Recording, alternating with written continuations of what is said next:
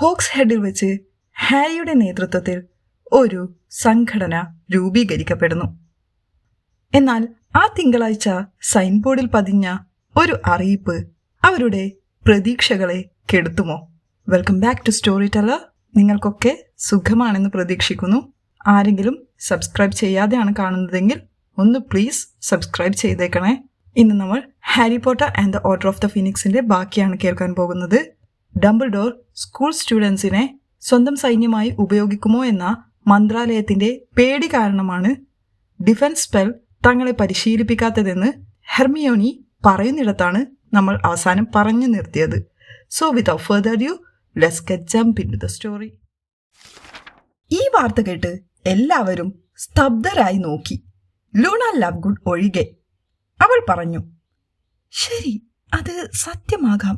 കൂടാതെ കൊർണേലിയസ് ഫഡ്ജിന് സ്വന്തമായി ഒരു സ്വകാര്യ സൈന്യമുണ്ട്. എന്ത്? അപ്രതീക്ഷിതമായ ഈ അറിവിൽ പൂർണ്ണമായും ഹാരി ഞെട്ടിപ്പോയി. അതെ, അയാൾക്ക് ഹീലിയോപാത്തുകളുടെ ഒരു സൈന്യമുണ്ട്. ലൂണ ഗൗരവത്തോടെ പറഞ്ഞു. ഇല്ല, അങ്ങനൊന്നുമില്ല. ഹെർമിയോനി പൊട്ടിത്തെറിച്ചു. ഉണ്ട്, അയാൾക്കുണ്ട്, ലൂണ പറഞ്ഞു. എന്താണ് ഹീലിയോപാത്സ്? നെവിൽ മനസ്സിലാകാതെ ചോദിച്ചു. അവ അഗ്നിയുടെ ആത്മാക്കളാണ്, ലൂണ പറഞ്ഞു. അവളുടെ കണ്ണുകൾ വികസിച്ച് എക്കാലത്തേക്കാളും ഭ്രാന്തമായി കാണപ്പെട്ടു. വലിയ ഉയരമുള്ള ജ്വലിക്കുന്ന ജീവികൾ. അവർ നിലത്തുകൂടി പാഞ്ഞ് മുന്നിലുള്ളതെല്ലാം കത്തിക്കുന്നു. അങ്ങനൊന്നില്ല നെവിൽ, ഹെർമിയോണി കഠിനമായി എതിർത്തു. ഓ അതെ, അവർ ഉണ്ട്, ലൂണ ദേഷ്യത്തോടെ പറഞ്ഞു. സോറി, പക്ഷെ അതിനുള്ള തെളിവെവിടെ? ഹെർമിയോണി ചോദിച്ചു. ദൃക്സാക്ഷി വിവരണങ്ങൾ ധാരാളമുണ്ട്. നിങ്ങൾ വളരെ ഇടുങ്ങിയ ചിന്താഗതിക്കാരിയായതിനാൽ എല്ലാം നിങ്ങളുടെ മൂക്കിന് താഴെ വരണമായിരിക്കും. ജിനി പ്രൊഫസർ അംബ്രിഡ്ജിനെ അനുകരിച്ച് ചുമച്ചു. പകുതിയിലധികം പേരും ഭയന്നു നോക്കി. അതിനുശേഷം അവിടെ ചിരി പടർന്നു. നമ്മൾ എത്ര തവണ കണ്ടുമുട്ടണമെന്നും ഡിഫൻസ് ക്ലാസുകൾ എടുക്കണമെന്നുമല്ലേ നമ്മൾ ചർച്ച ചെയ്തുകൊണ്ടിരുന്നത്? ജിനി ചോദിച്ചു. അതെ, ഹെർമിയോണി ഉടനെ പറഞ്ഞു. അതെ, അതായിരുന്നു പറഞ്ഞു വന്നത്. ശരിയാണ് ജിനി. ശരി, ആഴ്ചയിൽ ഒരിക്കലാക്കുന്നത് നന്നായിരിക്കും, ലീ ജോർദാൻ അഭിപ്രായപ്പെട്ടു. അതെ, പക്ഷേ ഏഞ്ചലീന തുടങ്ങി. അതെ അതെ, ക്വിഡിച്ചുണ്ട്, അറിയാം, ഹെർമിയോനി പിരിമുറുക്കത്തോടെ പറഞ്ഞു. ശരി, നമ്മൾ എവിടെയാണ് കണ്ടുമുട്ടേണ്ടതെന്ന് തീരുമാനിക്കണം. ഇത് കൂടുതൽ ബുദ്ധിമുട്ടായിരുന്നു. മുഴുവൻ സംഘവും നിശബ്ദരായി. ലൈബ്രറി? കുറച്ച് നിമിഷങ്ങൾക്ക് ശേഷം കാറ്റി ബെൽ നിർദ്ദേശിച്ചു. ലൈബ്രറിയിൽ സ്പെല്ലുകൾ പരീക്ഷിക്കുന്നത് കണ്ട് മാഡം പിൻസ് സന്തോഷിക്കുമെന്ന് ഞാൻ കരുതുന്നില്ല, ഹാരി എതിർത്തു. ഉപയോഗിക്കാത്ത വല്ല ക്ലാസ് മുറിയും? ഡീൻ ചോദിച്ചു. അതെ, റോൺ പറഞ്ഞു. മെഗനാഗൽ നമുക്ക് അവളുടേത് തന്നേക്കും. ഹാരി ട്രൈവിസാർഡിനായി പരിശീലിക്കുമ്പോൾ അവൾ അങ്ങനെ കൊടുത്തിട്ടുണ്ട്. പക്ഷേ ഇത്തവണ മെഗനാഗൽ അത്ര വഴങ്ങില്ലെന്ന് ഹാരിക്ക് ഉറപ്പായിരുന്നു. ഗൃഹപാഠ ഗ്രൂപ്പുകൾ അനുവദിക്കുന്നതിനെക്കുറിച്ച് ഹെർമിയോണി കുറെ പറഞ്ഞിട്ടും ഹാരിക്ക് ഇപ്പോഴും ഇതൊരു വിപ്ലവാത്മകമായ ചുവടായി തോന്നിയിരുന്നു. ശരി, നമുക്ക് എവിടെയെങ്കിലും ഒന്ന് കണ്ടെത്താൻ ശ്രമിക്കാം, ഹെർമിയോണി പറഞ്ഞു. ആദ്യ കൂടിക്കാഴ്ചയ്ക്ക് സമയവും സ്ഥലവും ഒത്തുവരുമ്പോൾ എല്ലാവർക്കും ഞാൻ സന്ദേശം അയക്കാം. അവൾ ബാഗിൽ നിന്ന് ഒരു കടലാസും ക്വില്ലും പുറത്തെടുത്തു. പിന്നെ എന്തോ പറയാൻ ഉരുക്കുപോലെ മടിച്ചു നിന്നു. എല്ലാവരും അവരവരുടെ പേര് ഇതിലൊന്ന് എഴുതണം. ഇവിടെ ആരാണ് ഉണ്ടായതെന്ന് നമുക്ക് അറിയാൻ വേണ്ടി. അവൾ ഒരു ദീർഘനിശ്വാസം എടുത്തു. നമ്മൾ ചെയ്യുന്ന കാര്യങ്ങളെക്കുറിച്ച് ആരോടും പറയരുതെന്ന് എല്ലാവരും സമ്മതിക്കണം. അതിനാൽ നിങ്ങൾ ഒപ്പിടുന്നതോടെ നമ്മൾ എന്താണ് ചെയ്യുന്നതെന്ന് അംബ്രിഡ്ജിനോടോ മറ്റാരോടെങ്കിലുമോ പറയില്ലെന്ന് നിങ്ങൾ സമ്മതിക്കുന്നു എന്നർത്ഥം. ഫ്രെഡ് കടലാസിനായി കൈനീട്ടി സന്തോഷത്തോടെ തന്റെ ഒപ്പിട്ടു. പക്ഷേ പട്ടികയിൽ പേരുകൾ ചേർക്കുന്നതിൽ പലരും അസന്തുഷ്ടരാണെന്ന് ഹാരി പെട്ടെന്ന് ശ്രദ്ധിച്ചു. ജോർജ് തന്ന കടലാസ് കഷ്ണം എടുക്കാതെ സക്കറിയാസ് പതുക്കെ പറഞ്ഞു. മീറ്റിംഗ് എപ്പോഴാണെന്ന് ഏണി എന്നെ അറിയിച്ചോളും എന്ന് പറഞ്ഞ് അവൻ അത് കൈമാറാൻ ശ്രമിച്ചു. പക്ഷെ ഏണിയും ഒപ്പിടാൻ മടിച്ചു നിൽക്കുന്നതായി തോന്നി. ഹെർമിയോണി പുരികമുയർത്തി അവനെ നോക്കി. അത് നമ്മൾ പ്രിഫക്റ്റുകളാണ്. ഏണി പൊടുന്നനെ ശബ്ദമുയർത്തി. ഈ ലിസ്റ്റ് ആരെങ്കിലും കണ്ടെത്തിയാൽ? ഞാൻ പറയാൻ ഉദ്ദേശിക്കുന്നത് നീ പറഞ്ഞതുപോലെ അംബ്രിഡ്ജോ മറ്റോ. ഈ വർഷം നീ ചെയ്യുന്ന ഏറ്റവും പ്രധാനപ്പെട്ട കാര്യം ഈ ഗ്രൂപ്പാണെന്നല്ലേ നീ നേരത്തെ പറഞ്ഞത്? ഹാരി അവനെ ഓർമ്മിപ്പിച്ചു. അതേ, ഏണി പറഞ്ഞു. അതെ, അത് ഞാൻ വിശ്വസിക്കുന്നു. എന്നാലും ഏണി, ആ ലിസ്റ്റ് ഞാൻ എവിടെയെങ്കിലും കളയുമെന്ന് നിനക്ക് തോന്നുന്നുണ്ടോ? ഹെർമിയോണി ഉറപ്പോടെ ചോദിച്ചു. അതില്ല, ഇല്ല, തീർച്ചയായും ഇല്ല. ഏണിയുടെ ഉത്കണ്ഠ അല്പം കുറഞ്ഞു. ഞാൻ ഒപ്പിടുന്നു. ഏണിക്ക് ശേഷം ആരും എതിർപ്പ് പ്രകടിപ്പിച്ചില്ല. പക്ഷേ ചോയുടെ സുഹൃത്ത് അവളുടെ പേര് ചേർക്കുന്നതിന് മുമ്പ് അവളെ നിന്ദിക്കുന്ന ഒരു നോട്ടം നോക്കുന്നത് ഹാരി കണ്ടു. അവസാന വ്യക്തിയായ സക്കറിയാസ് കൂടെ ഒപ്പിട്ടപ്പോൾ ഹെർമിയോണി കടലാസ് തിരികെ എടുത്ത് ശ്രദ്ധാപൂർവം അവളുടെ ബാഗിലേക്കിട്ടു. ഗ്രൂപ്പിലിപ്പോൾ അവരെന്തോ കരാറിൽ ഒപ്പിട്ടതുപോലെ ഒരു അവസ്ഥയിലായിരുന്നു. ശരി, സമയം അതിക്രമിച്ചിരിക്കുന്നു. ഫ്രെഡ് വേഗത്തിൽ എഴുന്നേറ്റ് നിന്നു. എനിക്കും ജോർജിനും ലീക്കും കുറച്ച് പ്രത്യേക സാധനങ്ങൾ വാങ്ങാനുണ്ട്. നമുക്ക് പിന്നീട് കാണാം. 2-3 ആൾക്കാരായി ബാക്കിയുള്ളവരും പോയി. പോകുന്നതിനു മുമ്പ് ചോ അവളുടെ ബാഗിന്റെ വള്ളി മുറുക്കി അവിടെ കുറച്ചുനേരം ഇരുന്നു. മുഖം മറക്കുന്ന അവളുടെ നീണ്ട ഇരുണ്ട മുടിയുടെ മുന്നിലുള്ള ബാങ്ക്സ് ആടി. പക്ഷേ അവളുടെ സുഹൃത്ത് അരികിൽ കൈകൾ കെട്ടി നാവ് കടിച്ച് നിൽപ്പായിരുന്നു. അതിനാൽ ചോയ്ക്ക് അവളോടൊപ്പം പോകാതെ മറ്റു മാർഗമില്ലായിരുന്നു. അവളുടെ സുഹൃത്ത് അവളെ വാതിലിലൂടെ കടത്തിക്കൊണ്ടു പോകുമ്പോൾ ചോ തിരിഞ്ഞു നോക്കി ഹാരിയെ കൈവീശി കാണിച്ചു. ശരി, ഇത് വളരെ നന്നായി നടന്നു, ഹെർമിയോണി സന്തോഷത്തോടെ പറഞ്ഞു. കുറച്ചു നിമിഷങ്ങൾക്ക് ശേഷം ഹാരിയും റോണും ഹോഗ്സ്ഹെഡിൽ നിന്ന് തിളക്കമുള്ള സൂര്യപ്രകാശത്തിലേക്ക് നടന്നു. ഹാരിയും റോണും ബട്ടർ ബിയറിന്റെ കുപ്പികൾ മുറുകെ പിടിച്ചിരുന്നു. ആ സക്കറിയാസ് ഒരു വൃത്തികെട്ടവൻ തന്നെ. അകലെ സ്മിത്തിന്റെ രൂപം കണ്ടപ്പോൾ പുച്ഛത്തോടെ റോൺ പറഞ്ഞു. എനിക്കും അവനെ അത്ര ഇഷ്ടപ്പെട്ടില്ല. ഹെർമിയോണി സമ്മതിച്ചു. അവൻ ഹഫുൾപഫ് മേശയിലിരുന്ന് ഞാൻ ഏണിയോടും ഹെന്നയോടും സംസാരിക്കുന്നത് മറഞ്ഞിരുന്ന് കേട്ടതാണ്. ആ സമയത്ത് അവനെ വരാൻ ശരിക്കും താല്പര്യമുണ്ടെന്ന് തോന്നി. അപ്പോൾ ഞാനെന്ത് ചെയ്യാനാ? പക്ഷേ കൂടുതൽ ആളുകൾ ഉണ്ടാകുന്നതും നല്ലതാണ്. ജിനി വിളിച്ചില്ലായിരുന്നെങ്കിൽ മൈക്കിൾ കോർണറും അവന്റെ സുഹൃത്തുക്കളും വരില്ലായിരുന്നു.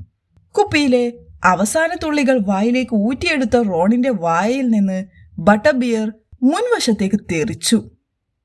എന്ത്? റോൺ ദേഷ്യത്തോടെ ചോദിച്ചു. അവന്റെ ചെവികൾ ചുവന്നു തുടുത്തു. അവൾ വിളിച്ചില്ലായിരുന്നെങ്കിലോ? എന്റെ സഹോദരിയോ? Michael corner? നീ എന്താ ഉദ്ദേശിക്കുന്നത്? അതെ, അതുകൊണ്ടാണ് അവനും കൂട്ടുകാരും വന്നതെന്ന് എനിക്ക് തോന്നുന്നു. ഓഫ് കോഴ്സ് അവർക്ക് പ്രതിരോധം പഠിക്കാൻ താല്പര്യമുണ്ടെന്ന് വ്യക്തമാണ്. പക്ഷേ ജിനി മൈക്കിളിനോട് ഇതിനെക്കുറിച്ച് പറഞ്ഞില്ലായിരുന്നെങ്കിൽ. ഇതൊക്കെ എപ്പോ? അവൾ എപ്പോഴാണ് അവന്റെ കൂടെ? യൂൾ ബോളിൽ വെച്ചാണ് അവർ കണ്ടുമുട്ടിയത്. കഴിഞ്ഞ വർഷം അവസാനം മുതൽ അവർ ഒരുമിച്ചാണ്. ഹെർമിയോണി വാക്കുകൾ ചുരുക്കി. അവർ ഹൈ സ്ട്രീറ്റിലേക്ക് എത്തിയിരുന്നു. അവൾ സ്ക്രിവൻ ഷാഫ്റ്റിന്റെ ക്വിൽ ഷോപ്പിന് പുറത്തു നിന്നു. അവിടെ ജനാലയിൽ തൂവൽ കൊണ്ട് അലങ്കരിച്ച മനോഹരമായ ക്വിലുകളുടെ ഒരു ചെറിയ പ്രദർശനമുണ്ടായിരുന്നു. എനിക്കൊരു പുതിയ ക്വിൽ വാങ്ങണം. അവൾ കടയിലേക്ക് കയറി. ഹാരിയും റോണും അവളെ പിന്തുടർന്നു. ആരായി മൈക്കിൾ കോർണർ? റോൺ ദേഷ്യത്തോടെ ചോദിച്ചു. ആ കറുത്തത്, ഹെർമിയോണി ഉത്തരം നൽകി. എനിക്ക് അവനെ ഇഷ്ടപ്പെട്ടില്ല, റോൺ ഉടനെ പറഞ്ഞു. ഓ, വലിയ കാര്യം, ഹെർമിയോണി മുറുമുറുത്തു. പക്ഷേ ചെമ്പ് കലങ്ങളിലെ ക്വില്ലുകളുടെ നിരയിലൂടെ ഹെർമിയോണിയെ പിന്തുടർന്ന് റോൺ പറഞ്ഞുകൊണ്ടേയിരുന്നു. ജിനിക്ക് ഹാരിയെ ഇഷ്ടമാണെന്നാണ് ഞാൻ കരുതിയത്.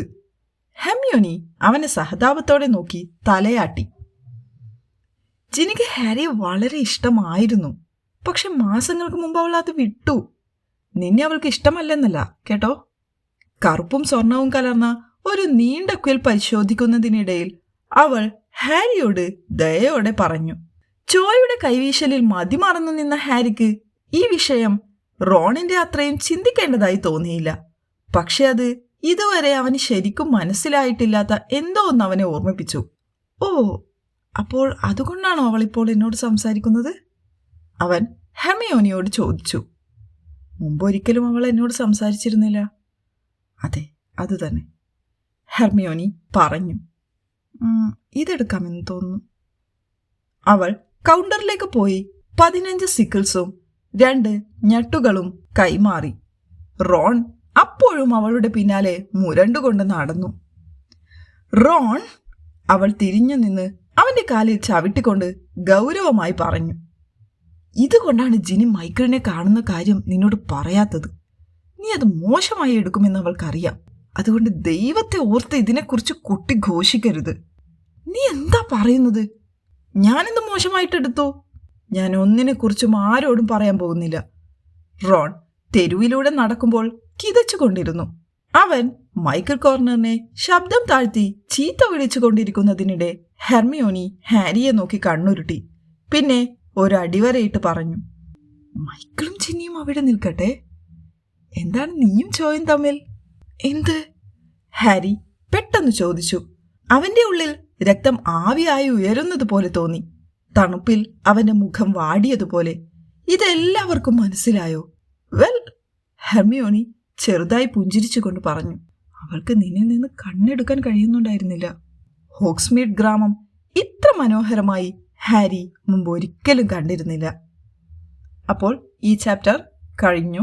നമുക്ക് നെക്സ്റ്റ് ചാപ്റ്റർ തുടങ്ങാം.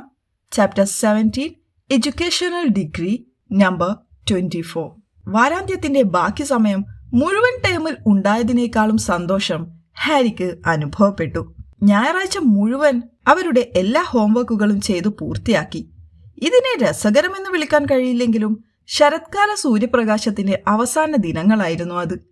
അതിനാൽ കോമൺ റൂമിലെ മേശകളിൽ കുനിഞ്ഞിരിക്കുന്നതിനു പകരം അവർ പുറത്തുപോയി തടാകക്കരയിലെ ഒരു വലിയ ബീച്ച് മരത്തിന്റെ തണലിലിരുന്നു.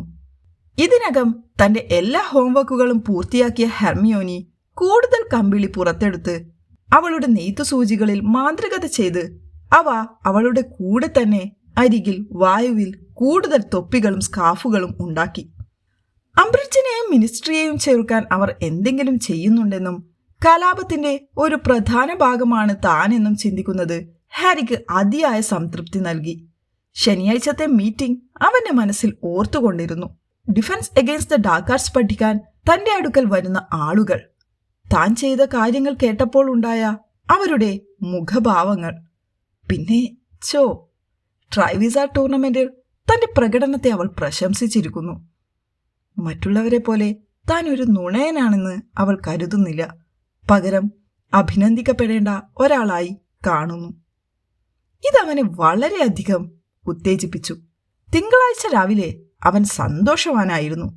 അവന്റെ ഏറ്റവും വെറുക്കപ്പെട്ട എല്ലാ ക്ലാസുകളും ഉണ്ടായിരുന്നിട്ടും അന്ന് രാത്രിയിലെ ക്വിഡിച്ച് പ്രാക്ടീസിൽ സ്ലോത്ത് ഗ്രിപ്പ് റോൾ എന്ന പുതിയൊരു നീക്കം പരിശീലിക്കണമെന്ന ഏഞ്ചലീനയുടെ ആശയത്തെക്കുറിച്ച് ചർച്ച ചെയ്തുകൊണ്ട് അവനും റോണും അവരുടെ ഡോർമിറ്ററിയിൽ നിന്ന് താഴേക്കിറങ്ങി. സൂര്യപ്രകാശം പതിഞ്ഞ കോമൺ റൂമിന്റെ പാതി വഴിയിലെത്തിയപ്പോഴാണ് ഒരു ചെറിയ കൂട്ടം ആളുകളുടെ ശ്രദ്ധ ആകർഷിച്ച ഒരു കാര്യം അവനും ശ്രദ്ധിച്ചത്. ഗ്രിഫിൻഡോർ നോട്ടീസ് ബോർഡിൽ ഒരു വലിയ കുറിപ്പൊട്ടിച്ചിരിക്കുന്നു. അത്രയും വലുതായിരുന്നു അത്. അതിലെ ബാക്കിയെല്ലാം അത് മറച്ചിരിക്കുന്നു. വിൽപ്പനയ്ക്കുള്ള സെക്കൻഡ് ഹാൻഡ് സ്പെൽ ബുക്കുകളുടെ പട്ടികയും ആഗസ് ഫീൽച്ചിന്റെ സ്കൂൾ നിയമങ്ങളെക്കുറിച്ചുള്ള പതിവ് ഓർമ്മപ്പെടുത്തലുകളും ക്വിഡിച്ച് ടീം പരിശീലന ടൈം ടേബിളും ചോക്ലേറ്റ് ഫ്രോഗ് കാർഡുകൾ കൈമാറ്റം ചെയ്യാനുള്ള ഓഫറുകളും പരീക്ഷകർക്കായുള്ള വീസ്ലികളുടെ ഏറ്റവും പുതിയ പരസ്യവും ഹോഗ്സ്മീഡ് വാരാന്ത്യങ്ങളുടെ തീയതികളും നഷ്ടപ്പെട്ടതും കണ്ടെത്തിയതുമായ അറിയിപ്പുകളും എല്ലാം. പുതിയ കുറിപ്പ് വലിയ കറുത്ത അക്ഷരങ്ങളിൽ അച്ചടിച്ചിരുന്നു. കൂടാതെ വൃത്തിയുള്ള ചുരുണ്ട ഒപ്പിന് സമീപം അടിയിൽ വളരെ ഔദ്യോഗികമായി കാണപ്പെടുന്ന ഒരു മുദ്രയും ഉണ്ടായിരുന്നു. ഹോഗ്വാർട്സിലെ ഹൈ ഇൻക്വിസിറ്ററിന്റെ ഉത്തരവ് പ്രകാരം എല്ലാ വിദ്യാർത്ഥി സംഘടനകളും സൊസൈറ്റികളും ടീമുകളും ഗ്രൂപ്പുകളും ക്ലബ്ബുകളും ഇന്നു മുതൽ പിരിച്ചുവിട്ടിരിക്കുന്നു. ഒരു ഓർഗനൈസേഷൻ, സൊസൈറ്റി, ടീം, ഗ്രൂപ്പ് അല്ലെങ്കിൽ ക്ലബ് എന്നിവയെ 3 അതിലധികമോ വിദ്യാർത്ഥികളുടെ പതിവ് മീറ്റിംഗായി നിർവചിച്ചിരിക്കുന്നു. റീഫോം ചെയ്യാനുള്ള അനുമതി ഹൈ ഇൻക്വിസിറ്ററിൽ നിന്ന്, അതായത് പ്രൊഫസർ അംബ്രിഡ്ജിൽ നിന്ന് തേടാവുന്നതാണ്. ഹൈ ഇൻക്വിസിറ്ററിന്റെ അറിവും അംഗീകാരവുമില്ലാത്ത ഒരു വിദ്യാർത്ഥി സംഘടനയും സൊസൈറ്റിയും ടീമും ഗ്രൂപ്പും ക്ലബും ഉണ്ടാകാൻ പാടില്ല. ഹൈ ഇൻക്വിസിറ്റർ അംഗീകരിക്കാത്ത ഒരു സംഘടന, സൊസൈറ്റി, ടീം, ഗ്രൂപ്പ് അല്ലെങ്കിൽ ക്ലബ് എന്നിവ രൂപീകരിച്ചതായി അല്ലെങ്കിൽ അതിൽ അംഗമാണെന്ന് കണ്ടെത്തുന്ന ഏതൊരു വിദ്യാർത്ഥിയെയും സ്കൂളിൽ നിന്ന് പുറത്താക്കും. മുകളിൽ പറഞ്ഞിരിക്കുന്നത് എഡ്യൂക്കേഷണൽ ഡിഗ്രി നമ്പർ 24 അനുസൃതമാണ്. ഒപ്പ് ഡൊളോറസ് ജെയിൻ അംബ്രിഡ്ജ്, ഹൈ ഇൻക്വിസിറ്റർ. ഉത്കണ്ഠാകുലരായ ചില 2ാം വർഷ വിദ്യാർത്ഥികളുടെ തലയ്ക്ക് മുകളിലൂടെ ഹാരിയും റോണും നോട്ടീസ് വായിച്ചു. ഇതിനർത്ഥം അവർ ഗോബ്സ്റ്റോൺസ് ക്ലബ് അടച്ചുപൂട്ടാൻ പോകുകയാണെന്നാണോ? അവരിലൊരാൾ തന്റെ സുഹൃത്തിനോട് ചോദിച്ചു. ഗോബ്സ്റ്റോൺസ് ഉണ്ടായിട്ടിപ്പോ എന്തിനാ? 2ാം വർഷ വിദ്യാർത്ഥിയെ നീക്കി റോൺ പറഞ്ഞു. കാര്യങ്ങൾ നമ്മൾ വിചാരിച്ചതുപോലെ ആകില്ലെന്ന് തോന്നുന്നല്ലോ. 2ാം വർഷ വിദ്യാർത്ഥികൾ വേഗത്തിൽ പോകുമ്പോൾ അവൻ ഹാരിയോട് പറഞ്ഞു. ഹാരി നോട്ടീസ് വീണ്ടും വീണ്ടും വായിച്ചുകൊണ്ടിരുന്നു. ശനിയാഴ്ച മുതൽ അവനിൽ നിറഞ്ഞു നിന്ന സന്തോഷം ഇല്ലാതായി. അവന്റെ ഉള്ളിൽ കോപം കൊണ്ട് വിറച്ചു. ഇതൊരു യാദൃശ്ചികതയല്ല, മുഷ്ടി ചുരുട്ടി അവൻ പറഞ്ഞു. അവൾ അറിഞ്ഞിരിക്കുന്നു. ഒരിക്കലുമില്ല, റോൺ എതിർത്തു. ആ പബ്ബിൽ ആളുകൾ ഉണ്ടായിരുന്നു. സത്യത്തിൽ നമുക്ക് വിശ്വസിക്കാൻ കഴിയുന്ന എത്ര പേർ അവിടെ ഉണ്ടായിരുന്നു? ആർക്ക് വേണമെങ്കിലും ഇത് അംബ്രിഡ്ജിനെ അറിയിക്കാം. അവർ തന്നെ വിശ്വസിക്കുമെന്ന് അവൻ കരുതിയിരുന്നു. തന്നിൽ അഭിമാനിക്കുന്നുണ്ടെന്നും കരുതിയിരുന്നു. സക്കറിയ സ്മിത്ത് എന്ന് റോൺ ഉടനെ പറഞ്ഞു. അവൻ മുഷ്ടി ചുരുട്ടി. അല്ലെങ്കിൽ ആ മൈക്കിൾ കോർണർ. അവനെ കണ്ടപ്പോഴേ എനിക്ക് തോന്നി, ഹെർമിയോണി ഇത് ഇതുവരെ അറിഞ്ഞില്ലേ? പെൺകുട്ടികളുടെ ഡോർമിറ്ററുകളുടെ വാതിലിലേക്ക് തിരിഞ്ഞു നോക്കിക്കൊണ്ട് ഹാരി ചോദിച്ചു. നമുക്ക് അവളോട് പോയി പറയാം, റോൺ പറഞ്ഞു. അവൻ മുന്നോട്ട് കുതിച്ചു. വാതിൽ തുറന്ന് സർപ്പിള ഗോവണി കയറി. 6ാമത്തെ പടിക്കെട്ടിൽ എത്തിയപ്പോൾ ഉച്ചത്തിലുള്ള അപായമണി മുഴങ്ങി. പടികൾ ഒന്നിച്ചു ചേർന്ന് ഉയർന്ന നീളമുള്ള മിനുസമാർന്ന ഒരു സ്ലൈഡായി മാറി. ഒരു നിമിഷം റോൺ ഓടാൻ ശ്രമിച്ചു. കൈകൾ കാറ്റാടി യന്ത്രങ്ങൾ പോലെ ഭ്രാന്തമായി കറങ്ങി. തൊട്ടടുത്ത നിമിഷം അവൻ പിന്നിലേക്ക് മറിഞ്ഞു വീണ് പുതുതായി ഉണ്ടായ സ്ലൈഡിലൂടെ താഴേക്ക് ഹാരിയുടെ കാൽക്കൽ വന്നു പതിച്ചു. പെൺകുട്ടികളുടെ ഡോർമിറ്ററികളിലേക്ക് നമുക്കങ്ങനെ കയറാൻ കഴിയില്ല. ഹാരി റോണിനെ പിടിച്ചു വലിച്ചുകൊണ്ട് ചിരിക്കാതിരിക്കാൻ ശ്രമിച്ചു. 4th ഇയേഴ്സായ 2 പെൺകുട്ടികൾ സന്തോഷത്തോടെ സ്ലൈഡിലൂടെ താഴേക്ക് നിരങ്ങി വന്നു. ഓ, ആരാണ് മുകളിലേക്ക് കയറാൻ ശ്രമിച്ചത്? അവർ ചിരിച്ചുകൊണ്ട് ചാടി എഴുന്നേറ്റ് ഹാരിയെയും റോണിനെയും നോക്കി. ഞാൻ. അപ്പോഴും അല്പം അസ്വസ്ഥനായി നിന്ന റോൺ പറഞ്ഞു. അങ്ങനെ പറ്റുമെന്ന് എനിക്കറിയില്ലായിരുന്നു. ഇത് ന്യായമല്ല. പെൺകുട്ടികൾ നന്നായി ചിരിച്ചുകൊണ്ട് പോർട്രേറ്റ് ഹാളിലൂടെ പോകുമ്പോൾ അവൻ ഹാരിയോട് പരിഭവം പറഞ്ഞു. ഹെർമിയോണിക്ക് നമ്മുടെ ഡോർമിറ്ററിയിൽ പ്രവേശിക്കാം, നമുക്ക് അനുവാദമില്ലത്രേ. വെൽ, ഇതൊരു പഴയ രീതിയിലുള്ള നിയമമാണ്. അവരുടെ മുന്നിലുള്ള പരവതാനിയിൽ ഭംഗിയായി കിടന്ന് എഴുന്നേറ്റ ഹെർമിയോനി പറഞ്ഞു. പക്ഷേ ഹോഗ്വാർട്സ് എ ഹിസ്റ്ററി എന്ന പുസ്തകത്തിൽ പറയുന്നത് ആൺകുട്ടികളെ പെൺകുട്ടികളെ പോലെ വിശ്വസിക്കാൻ പറ്റില്ലെന്ന് സ്ഥാപകർ കരുതിയിരുന്നു എന്നാണ്. അതിരിക്കട്ടെ, നിങ്ങൾ എന്തിനാണ് അവിടേക്ക് കടക്കാൻ ശ്രമിച്ചത്? ഇത് കാണാൻ, റോൺ അവളെ നോട്ടീസ് ബോർഡിലേക്ക് വലിച്ചിഴച്ചുകൊണ്ട് പറഞ്ഞു. ഹെർമിയോണിയുടെ കണ്ണുകൾ നോട്ടീസിലൂടെ വേഗത്തിൽ താഴേക്ക് നീങ്ങി. അവൾ കല്ലായി മാറി. ആരോ അവളോട് പറഞ്ഞു കൊടുത്തിരിക്കുന്നു, റോൺ ദേഷ്യത്തോടെ പറഞ്ഞു. അവർക്കങ്ങനെ ചെയ്യാൻ കഴിയില്ല. ഹെർമിയോണിയുടെ ശബ്ദം താഴ്ന്നു. നീ ഇങ്ങനെ മണ്ടിയാകരുത്.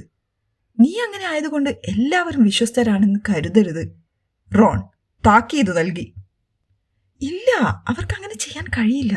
കാരണം നമ്മൾ എല്ലാവരും ഒപ്പിട്ട ആ കടലാസ് കഷ്ണത്തിൽ ഞാനൊരു ജിങ്സ് ചെയ്തിട്ടുണ്ട്. ഹെർമിയോണി പരിഭവിച്ചു. എന്നെ വിശ്വസിക്ക്. ആരെങ്കിലും ഓടിപ്പോയി അംബ്രിഡ്ജിനോട് പറഞ്ഞാൽ അവർ ആരാണെന്ന് നമുക്ക് കൃത്യമായി മനസ്സിലാകും. അവരതിൽ ഖേദിക്കും. അവർക്ക് എന്ത് സംഭവിക്കും? റോൺ ആകാംക്ഷയോടെ ചോദിച്ചു. അതായത് ഇങ്ങനെ, ഹെർമിയോണി തുടർന്നു. എലോയിസ് മിഡ്ജിയോണിന്റെ മുഖക്കുരു നല്ല പുള്ളികളായി അവരുടെ മുഖത്ത് വരും. വാ, നമുക്ക് ബ്രേക്ക്ഫാസ്റ്റ് കഴിക്കാം. മറ്റുള്ളവർ എന്താ പറയുന്നതെന്നറിയാം. എല്ലാ ഹൗസിലും ഒട്ടിച്ചിട്ടുണ്ടാകുമോ ഇത്? അംബ്രിഡ്ജിന്റെ കുറിപ്പ് ഗ്രിഫിൻഡോർ ടവറിൽ മാത്രമല്ല പ്രത്യക്ഷപ്പെട്ടതെന്ന് ഗ്രേറ്റ് ഹാളിൽ പ്രവേശിച്ചപ്പോൾ തന്നെ വ്യക്തമായി. കാരണം ആളുകളുടെ സംഭാഷണത്തിന് ഒരു പ്രത്യേക തീവ്രതയും അധിക അളവും ഉണ്ടായിരുന്നു. വായിച്ച കാര്യങ്ങൾ ചർച്ച ചെയ്യുന്നതിനായി ആളുകൾ മേശകൾക്ക് അങ്ങോട്ടും ഇങ്ങോട്ടും നടന്നു. ഹാരിയും റോണും ഹെർമിയോണിയും അവരുടെ ഇരിപ്പിടങ്ങളിൽ ഇരുന്നയുടൻ Neville, Dean, Fred, George, Ginny എന്നിവർ അവരുടെ അടുത്തേക്ക് വന്നു. നിങ്ങളത് കണ്ടോ? അവളത് അറിഞ്ഞിട്ടുണ്ടാകുമോ? നമ്മളിനി എന്താ ചെയ്യാൻ പോകുന്നത്? അവരെല്ലാം ഹാരിയെ തന്നെ നോക്കുകയായിരുന്നു. അവരുടെ അടുത്ത് അധ്യാപകരാരുമില്ലെന്ന് ഉറപ്പാക്കാൻ അവൻ ചുറ്റും നോക്കി. എന്തായാലും നമ്മളത് ചെയ്യും, തീർച്ച. അവൻ ഒച്ച കുറച്ചു. നീ അങ്ങനെ പറയുമെന്ന് എനിക്കറിയാമായിരുന്നു. ജോർജ് സന്തോഷത്തോടെ ഹാരിയുടെ തോളിൽ തട്ടി. പ്രീഫെക്സുകൾ എന്തു പറയുന്നു? റോണിനെയും ഹെർമിയോണിയെയും സംശയത്തോടെ നോക്കി ഫ്രെഡ് ചോദിച്ചു. ഓഫ് കോഴ്സ്, ഹെർമിയോണി ശാന്തമായി പറഞ്ഞു. അതാ ഏണിയും ഹെന ഏബട്ടും വരുന്നു. റോൺ അകലെ നോക്കി പറഞ്ഞു. ആ റാവൻ ക്ലോസും സ്മിത്തും പുള്ളിയൊന്നുമില്ല. ഹെർമിയോനി പരിഭ്രാന്തയായി. അതൊന്നും നോക്കണ്ട, ആ മണ്ടന്മാരോട് വരരുതെന്ന് പറ. ഇതൊക്കെ ശരിക്കും സംശയമുണ്ടാക്കും. ഇരിക്ക്, അവൾ ഏണിയോടും ഹെനയോടും പറഞ്ഞു. ഹഫിൾ പഫ് മേശയിലേക്ക് തിരികെ പോകാൻ അവരോട് ആംഗ്യം കാണിച്ചു. പിന്നീട് ഞങ്ങൾ നിങ്ങളോട് പിന്നീട് സംസാരിക്കാം. ഞാൻ മൈക്കിളിനോട് സംസാരിക്കാം, ജിന്നി അക്ഷമയോടെ പറഞ്ഞു. ബെഞ്ചിൽ നിന്ന് എഴുന്നേറ്റു. വിട്ടി തന്നെ, ശരിക്കും. അവൾ വേഗം റേവൻക്ലോയുടെ മേശയ്ക്കടുത്തേക്ക് പോയി. ഹാരി അവൾ പോകുന്നത് നോക്കി നിന്നു. അധികം ദൂരെയല്ലാതെ ചോ ഇരിപ്പുണ്ട്. ഹോക്സ് ഹെഡിൽ കൂടെ വന്ന ചുരുണ്ട മുടിയുള്ള സുഹൃത്തിനോട് സംസാരിച്ചു കൊണ്ടിരിക്കുന്നു. അംബ്രിഡ്ജിന്റെ അറിയിപ്പ് കാരണം വീണ്ടും കണ്ടുമുട്ടുന്നതിനെക്കുറിച്ച് അവൾ ഭയപ്പെടുന്നുണ്ടാകുമോ? പക്ഷേ ഹിസ്റ്ററി ഓഫ് മാജിക്കിനായി ഗ്രേറ്റ് ഹാൾ വിടുന്നതുവരെ ആ അറിയിപ്പിന്റെ പൂർണ്ണമായ പ്രത്യാഘാതങ്ങൾ അനുഭവപ്പെട്ടിരുന്നില്ല. Harry, Ron! അത് ഏഞ്ചലീന ആയിരുന്നു. അവൾ അവരുടെ അടുത്തേക്ക് പാഞ്ഞു വന്നത് തികച്ചും നിരാശയോടെയായിരുന്നു. ഇറ്റ്സ് ഓക്കേ, അവൾ കേൾക്കാവുന്നത്ര അടുത്തെത്തിയപ്പോൾ ഹാരി ശബ്ദം താഴ്ത്തി. നമ്മൾ ഇനിയും അവൾ അതിൽ കിടിച്ചിനെയും ഉൾപ്പെടുത്തിയത് നിങ്ങൾക്ക് മനസ്സിലായില്ലേ? ഏഞ്ചലീന അവനെ കൂടുതൽ പറയാൻ സമ്മതിക്കാതെ ചോദിച്ചു. ഗ്രിഫിൻഡോർ ടീം റീഫോം ചെയ്യാൻ നമ്മൾ പോയി അനുവാദം ചോദിക്കണം. എന്ത്? ഹാരി ഞെട്ടി. അതൊന്നും ഉൾപ്പെടുത്തിയിട്ടുണ്ടാകില്ല. റോൺ പരിഭ്രാന്തനായി. നീ ആ അറിയിപ്പ് വായിച്ചില്ലേ? അതിൽ ടീമുകൾ എന്ന് പരാമർശിക്കുന്നുണ്ട്. കേൾക്ക് ഹാരി, ഞാനിത് അവസാനമായിട്ട് പറയുകയാണ്. ദയവായി അംബ്രിഡ്ജിനോട് വീണ്ടും ദേഷ്യപ്പെടരുത്. അല്ലെങ്കിൽ അവൾ നമ്മളെ ഇനി കളിക്കാൻ അനുവദിച്ചേക്കില്ല. ശരി, ഹാരി സമ്മതിച്ചു. കാരണം ഏഞ്ചലീന കരച്ചിലിന്റെ വക്കിലെത്തിയിരുന്നു. വിഷമിക്കേണ്ട, ഞാൻ സൂക്ഷിച്ചോളാം. ഞാൻ ബെറ്റ് വയ്ക്കുന്നു അംബ്രിഡ്ജ് ഹിസ്റ്ററി ഓഫ് മാജിക്കിലാണ്. ബിൻസിന്റെ ക്ലാസ്സിനായി പോകുമ്പോൾ റോൺ പറഞ്ഞു. അവർ ഇതുവരെ ബിൻസിനെ പരിശോധിക്കാൻ വന്നിട്ടില്ല. ഉറപ്പ് അവൾ അവിടെ തന്നെ ഉണ്ടാകും. പക്ഷെ അവന് തെറ്റി. അവർ അകത്ത് കടന്നപ്പോൾ അവിടെ ഉണ്ടായിരുന്ന ഒരേയൊരു അധ്യാപകൻ പ്രൊഫസർ ബിൻസ് ആയിരുന്നു. തന്റെ കസേരയ്ക്ക് മുകളിൽ 1 ഇഞ്ച് ഉയരത്തിൽ പൊങ്ങി ജയൻസ് വാറിനെ കുറിച്ച് തന്റെ പ്രസംഗം തുടരാനായി തയ്യാറെടുക്കുകയായിരുന്നു. ഹാരി അയാൾ പറയുന്നത് കേൾക്കാൻ പോലും ശ്രമിച്ചില്ല. ഹെർമിയോണിയുടെ പതിവ് നോട്ടങ്ങളും തട്ടലുകളും അവഗണിച്ച് അവൻ തന്റെ കടലാസിൽ അലസമായി വരച്ചു. വേദനാജനകമായ ഒരു കുത്ത് കിട്ടിയത് അവന് ദേഷ്യത്തോടെ മുകളിലേക്ക് നോക്കാൻ പ്രേരിപ്പിച്ചു. എന്താ? അവൾ ജനാലയിലേക്ക് വിരൽ ചൂണ്ടി. ഹാരി ചുറ്റും നോക്കി. ഇടുങ്ങിയ ജനൽത്തുമ്പിൽ ഹെഡ്വിഗ് ഇരിക്കുകയായിരുന്നു. കട്ടിയുള്ള ഗ്ലാസ്സിലൂടെ അവനെ നോക്കിക്കൊണ്ട്. കാലിൽ ഒരു കത്ത് കെട്ടിയിരിക്കുന്നു. അവരിപ്പോൾ പ്രഭാത ഭക്ഷണം കഴിച്ചിരുന്നു. എന്തുകൊണ്ടാണ് അവൾ പതിവ് പോലെ ആ കത്ത് ആ സമയത്ത് എത്തിച്ചു കൊടുക്കാതിരുന്നത്? ഹാരിക്കത് മനസ്സിലായില്ല. അവന്റെ സഹപാഠികളിൽ പലരും പരസ്പരം ഹെഡ്വിഗിനെ ചൂണ്ടിക്കാണിക്കാൻ തുടങ്ങി. ഓ, ആ മൂങ്ങ എനിക്ക് ഭയങ്കര ഇഷ്ടമാണ്, സുന്ദരി. ലാവൻഡർ പാർവതിയോട് പറയുന്നത് ഹാരി കേട്ടു. ക്ലാസിന്റെ ശ്രദ്ധ പതിവിലും കുറഞ്ഞത് അറിയാതെ തന്റെ കുറിപ്പുകൾ തുടർന്നു വായിച്ച പ്രൊഫസർ ബിൻസിനെ അവൻ നോക്കി. ഹാരി പതുക്കെ കസേരയിൽ നിന്ന് തെന്നി മാറി കുനിഞ്ഞ് ജനാലയിലേക്ക് വേഗത്തിൽ നടന്നു. അവിടെ വെച്ച് ജനൽ വളരെ പതുക്കെ തുറന്നു. ഹെഡ്വിഗ് അവളുടെ കാൽ നീട്ടി കത്ത് നീക്കം ചെയ്ത് ഔളറയിലേക്ക് പറക്കുമെന്ന് അവൻ പ്രതീക്ഷിച്ചിരുന്നു. പക്ഷേ ജനൽ വിശാലമായി തുറന്ന നിമിഷം അവൾ അകത്തേക്ക് ചാടി നിരാശയോടെ നിലവിളിച്ചു. പ്രൊഫസർ ബിൻസിനെ ഉത്കണ്ഠയോടെ ഒരു നോട്ടം നോക്കി അവൻ ജനൽ അടച്ചു. വീണ്ടും കുനിഞ്ഞ് ഹെഡ്വിഗിനെ തോളിൽ കയറ്റി സീറ്റിലേക്ക് വേഗത്തിൽ പോയി. അവിടെ ഇരുന്ന് ഹെഡ്വിഗിനെ അവൻ മടിയിലേക്ക് മാറ്റി. അവളുടെ കാലിൽ കെട്ടിയിരുന്ന കത്തവൻ നീക്കം ചെയ്തു. അപ്പോഴാണ് അവൻ അത് മനസ്സിലായത്. ഹെഡ്വിഗിന്റെ തൂവലുകൾ വിചിത്രമായി ചുരുണ്ടിരുന്നുവെന്നും ചിലത് തെറ്റായ രീതിയിൽ വളഞ്ഞിരുന്നുവെന്നും അവൾ തന്റെ ചിറകുകളിൽ ഒന്ന് വിചിത്രമായി പിടിച്ചിരുന്നുവെന്നും. ഇവർക്ക് എന്തോ പറ്റിയിരിക്കുന്നു. ഹാരി അവളുടെ മേൽ തല താഴ്ത്തി മന്ത്രിച്ചു. ഹെർമിയോണിയും റോണും അടുത്തേക്ക് ചാഞ്ഞു. ഹെർമിയോണി ക്വിൽ താഴെ വച്ചു. നോക്ക്, ഇവളുടെ ചിറകിന് എന്തോ കുഴപ്പമുണ്ട്. ഹെഡ്വിഗ് വിറയ്ക്കുകയായിരുന്നു. ഹാരി ചിറകിൽ തൊടാൻ ശ്രമിച്ചപ്പോൾ അവൾ ചെറുതായൊന്ന് ചാടി തൂവലുകൾ മുഴുവൻ ഉയർത്തി അവനെ വേദനയോടെ നോക്കി. പ്രൊഫസർ ബിൻസ്, ഹാരി ഉറക്കെ വിളിച്ചു. ക്ലാസ്സിലെ എല്ലാവരും തിരിഞ്ഞു നോക്കി. എനിക്ക് സുഖമില്ല. ബിൻസ് തന്റെ കുറിപ്പുകളിൽ നിന്ന് കണ്ണുകൾ ഉയർത്തി. സുഖമില്ല? അയാൾ ആവർത്തിച്ചു. ഒട്ടും സുഖമില്ല. ഹാരി ഉറച്ചു പറഞ്ഞു. ഹെഡ്വിഗിനെ പിന്നിൽ മറച്ചു വെച്ചുകൊണ്ട് എഴുന്നേറ്റു. എനിക്ക് ആശുപത്രി വിഭാഗത്തിലേക്ക് പോകണമെന്ന് തോന്നുന്നു. ഹാ, പ്രൊഫസർ ബിൻസ് സമ്മതിച്ചു. അതെ അതെ, ആശുപത്രി വിഭാഗം, പോകൂ. മുറിക്ക് പുറത്ത് എത്തിയയുടൻ ഹാരി ഹെഡ്വിഗിനെ വീണ്ടും തോളിലേറ്റി ഇടനാഴിയിലേക്ക് ഇറങ്ങി.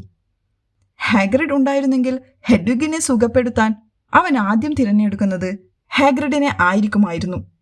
പക്ഷേ അദ്ദേഹം എവിടെയാണെന്ന് അറിവില്ലാത്തതിനാൽ പ്രൊഫസർ ഗ്രബ്ലി പ്ലാങ്കിനെ കണ്ടെത്തി അവൾ സഹായിക്കുമെന്ന് പ്രതീക്ഷിക്കുക എന്നതായിരുന്നു അവന്റെ ഏക പോംവഴി. അവൻ ജനാലയിലൂടെ മേഘാവൃതമായ പ്രദേശത്തേക്ക് നോക്കി. ഹാഗ്രിഡിന്റെ ക്യാബിനടുത്തെങ്ങും അവളെ കാണാൻ കഴിഞ്ഞില്ല. അപ്പോൾ നമുക്ക് ഇതിന്റെ ബാക്കിയുമായി പെട്ടെന്ന് വരാം. സബ്സ്ക്രൈബ് ചെയ്യാത്തവരൊക്കെ സബ്സ്ക്രൈബ് ചെയ്ത് വെച്ചോളൂ പ്ലീസ്. എല്ലാവരും take care, stay healthy, stay safe. Thank you.